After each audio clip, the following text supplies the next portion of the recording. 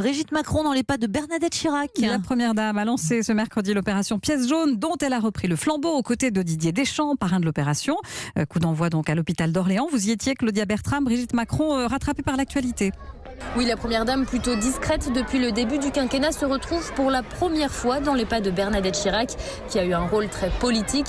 Mais Brigitte Macron, elle, dit vouloir garder ses distances. Je ne fais pas de politique parce que je n'ai pas de compétences, je n'ai pas de goût, je n'ai pas de légitimité, donc je ne vais pas sur le terrain politique. Quelquefois, on en fait tous par accident. Mais l'épouse du président de la République est rapidement rattrapée par l'actualité sociale, sur la question des retraites notamment, dont elle dit pouvoir parler avec Emmanuel Macron. Il est très ouvert au dialogue, il écoute, il travaille tout le temps, mais j'ai un mari qui écoute beaucoup. La première dame qui réagit aussi sur le malaise de l'hôpital public, alors qu'une vingtaine de manifestants et de gilets jaunes étaient sur le parvis du centre hospitalier juste avant sa venue. Il y a un problème de santé et moi ce que je veux c'est leur donner de la visibilité. Je comprends tout à fait ce qu'ils font.